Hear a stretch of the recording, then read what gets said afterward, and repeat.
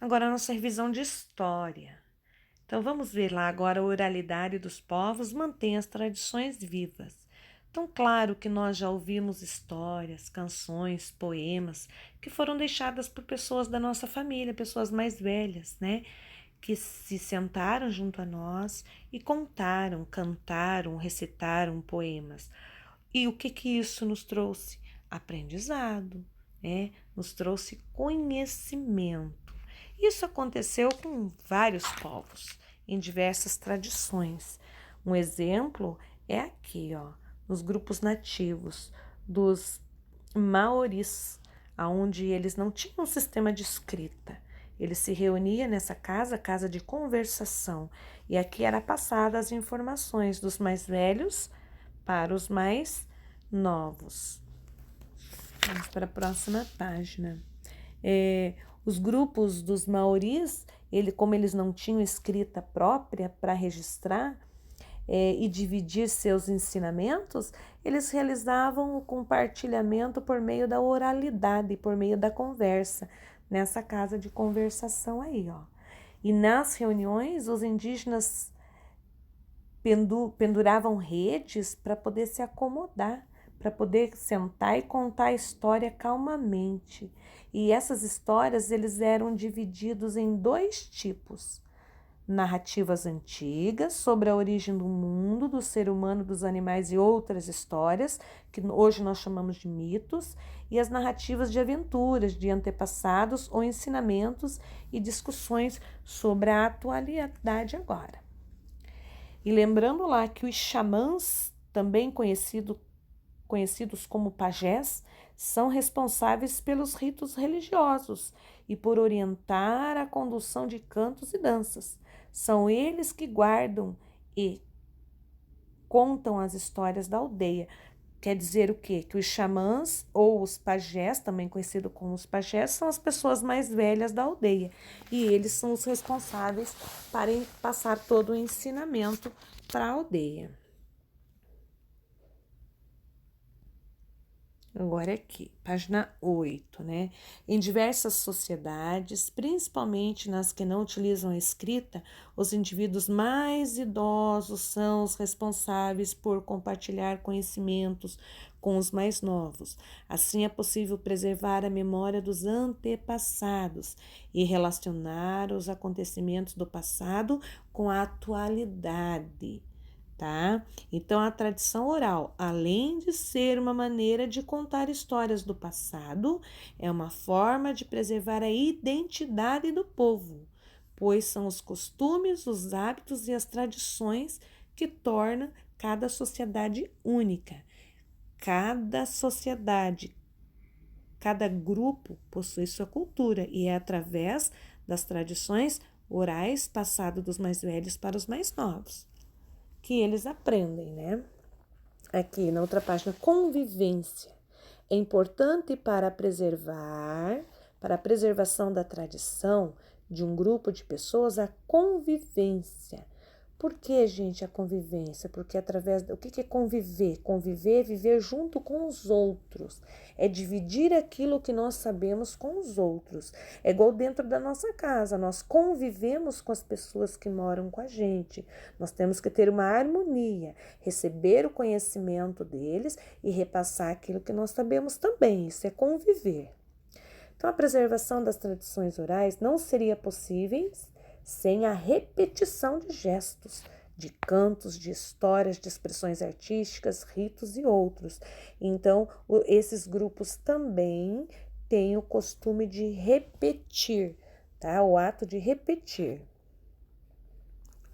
Povos africanos e suas tradições orais. Então, nós saímos lá dos povos indígenas e viemos para os povos africanos e as suas tradições orais.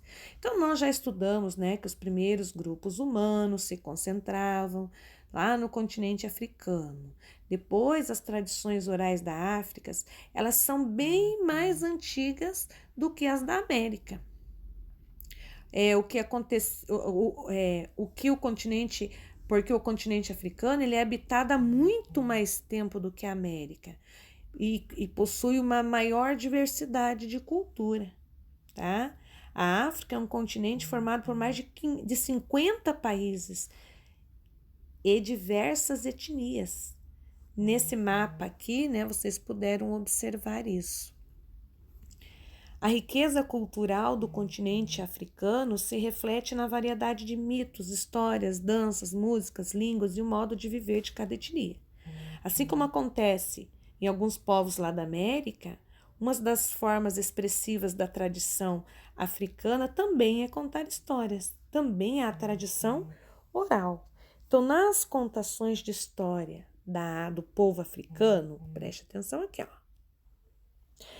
As frases são entoadas em ritmos constantes para serem lembrados mais facilmente. São transmitidas oralmente de uma pessoa para outra, por isso, algumas palavras podem ser modificadas no decorrer do tempo. Lembra que a professora explicou aqui? Aqui, nos povos africanos, eles cantam, né? Eles cantam as histórias. Então, como um vai falando para o outro, é igual o exemplo que eu dei lá no dia da explicação, como um telefone sem fio, né? Aquele que está lá para trás escutou uma outra coisa, daí ele já vai passar uma outra informação. Então, essa transmissão da oralidade pode ser entendida e modificada, depende de como a pessoa entendeu. Isso acontece com os africanos. Olha lá o que nós vimos também. Algumas culturas africanas, como os Akan, que habitam principalmente a região de Gana, usam um conjunto de símbolos, conhecidos como adinkra, para representar provérbios, frases de sabedoria. E entre os símbolos está o sankofa, um pássaro. Esse aqui, ó. Um pássaro, que pode ser representado virado para a cauda.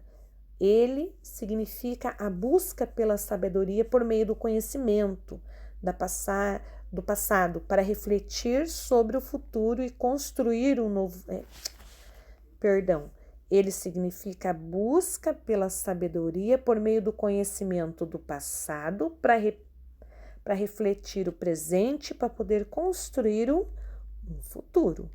E entre essa imagem do pássaro, né, existem outras. Esses dois símbolos representam o pássaro sankofa, que simboliza a sabedoria de se aprender com o passado. Ó. Esse também é as duas imagens, pode ser representado das duas formas. Ó. Agora sobre os guardiões da tradição oral africana. Quem que guarda essas tradições? Então, nas etnias indígenas brasileiras, o pajé, né, que nós vimos lá, ele é responsável em transmitir a história, o canto aos integrantes do grupo. Nas etnias africanas, quem que conta histórias são conhecidas como griots. Os griots também são os mais velhos, né? Os griots que memorizam, que repetem as histórias, tá? De geração em geração, eles aprendem esses textos por meio da oralidade. Então, preste atenção. Quem passa as tradições orais nos grupos indígenas é o pajé, é o mais antigo. E quem passa das etnias africanas são conhecidas como os griots. Tá? Olha lá, os griots são educadores, poetas, cantores, músicos, guardiões dos ensinamentos do seu povo e responsável por manter vivos os registros dos passados, o registro do passado.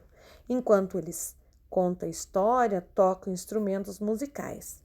Então eles fazem isso de uma maneira bem divertida, bem alegre. Olha aí, eles reunidos em ritmo para poder contar a história, ó, aí na Índia. Vamos pro próximo. Aqui. Conforme vocês estudaram, né, a tradição oral está ligada a diversos costumes que existem nas comunidades em que as pessoas se reúnem para cantar antigas canções ensinadas por ancestrais. Em muitas sociedades, como as indígenas da América, os saberes estão interligados. Os saberes estão interligados. Por que eles estão interligados? Porque um passa para o outro, é tradição. Página 16. Então, é possível observar a manifestação de tradições orais também em sociedades que se desenvolveram escrita. Então, não é porque tem escrita que não tem a tradição oral. Nós temos a escrita e nós também temos a tradição oral, porque os nossos avós nos contam histórias, porque os nossos pais nos contam algo que já aconteceu há um tempo atrás. E isso não deixa de ser um aprendizado oral, né? Uma transmissão de conhecimento oral. Por que existem diferentes línguas?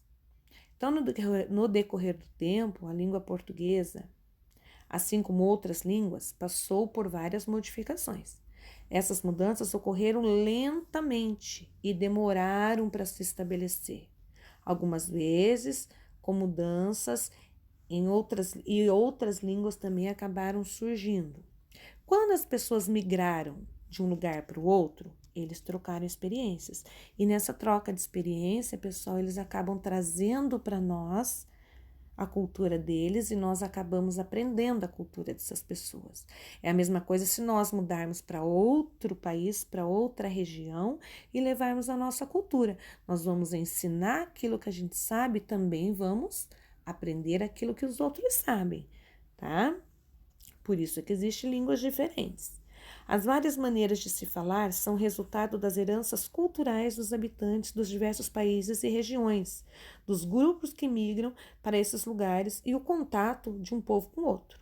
Assim como existem diferentes expressões culturais, né, nas maneiras de dançar, cantar e se vestir, também existem diferentes línguas. Ó, línguas antigas. Línguas antigas são como troncos de árvore.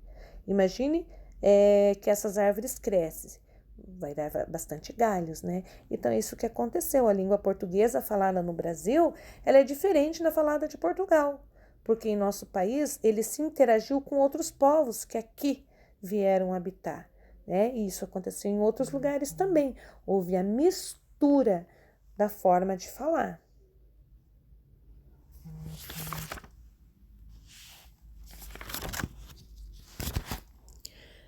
Agora a escrita, é registro e a expressão do conhecimento humano.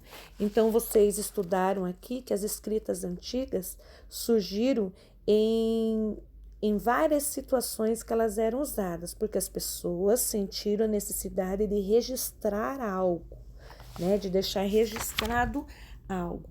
Então, como ainda não havia, né, um sistema de escrita, as pessoas começaram a criar códigos para tentar deixar uma mensagem, algo relacionado à escrita.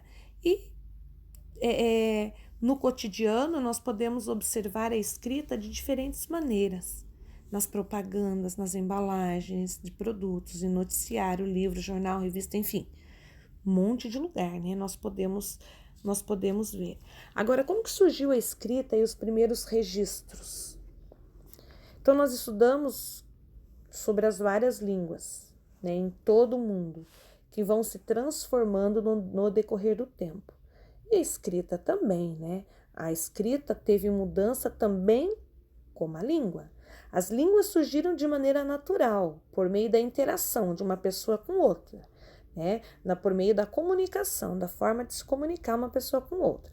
Por outro lado, diferentes tipos de escrita precisaram ser pensadas e desenvolvidas e depois organizadas para as pessoas poderem entender.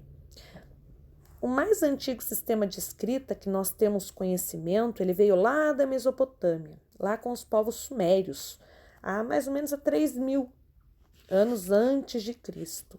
Então, nós já analisamos os mapas, preste atenção como que era feito. Aí é um tablete de argila, ele foi entalhado, né? Esse aí foi encontrado numa cidade de Kish, na Mesopotâmia. Então, à medida que a cidade se desenvolvia, o comércio passou a ter um maior número de produtos, maior número de vendedores, maior número de compradores. Então, por esse motivo, as mensagens escritas se tornaram essenciais. Era necessário deixar algo escrito para as pessoas entenderem. Assim, por exemplo, os governantes começaram a registrar. Eles precisavam registrar as leis, o valor dos impostos, para que a população entendesse e fosse lá para pagar. Então, antigos registros de escrita e fragmentos de argila foram encontrados em escavações na Mesopotâmia. Esse material continha informações como quantidades de mercadoria e também a assinatura, identificando quem que era o comerciante. Entre as informações importantes eram registrados o seguinte: a quantidade de alimento e de impostos, as leis, as histórias a respeito das leis e também sobre os deuses. A escrita usada na Mesopotâmia ficou conhecida como cuneiforme. Por quê? Porque ele era usado um objeto chamado de cunha. Era usado para gravar os símbolos em tabletes de argila fresca. Era cunhado. Era chamado de cunha porque ele era cunhado, ele era escrito através de uma cunha. Agora, a escrita egípcia. Já a escrita egípcia, assim como os sumérios, eles também desenvolveram a escrita, né? Só que lá no Egito, a escrita era usada para registrar as leis e informações sobre impostos e governantes e também religião. Uma das formas de escritas no egípcio é chamada de hieroglífica. Poucos egípcios sabiam ler e escrever, apenas o rei, a família do rei, os sacerdotes e os escribas que tinham esse conhecimento. Os escribas, preste atenção, por que eles eram chamados de escribas? Porque eram eles que escreviam, eram eles que registravam todas as informações que o rei precisava, tá? Por isso eles eram chamados de escriba. Olha lá como que eles faziam. Eles pegavam tiras de papiro que eram amassadas com um rolo e colocada na água por alguns dias. Depois as tiras eram colocadas umas sobre as outras, uma camada na horizontal, outra na vertical, formando uma malha. Essa estrutura era prensada por certo tempo e só então estaria pronta para ser usada, para ser escrita nela, tá? Então, nós ficamos com o nosso conteúdo apenas aqui. A escrita em outros tempos, ela vai entrar para a segunda parte da avaliação. A professora gostaria que vocês prestassem bastante atenção, relessem todo o conteúdo outra vez, fizessem um estudo das atividades, do caderno de atividades, das atividades que estão na apostila, para facilitar na hora de vocês fazerem a prova. Bom estudo!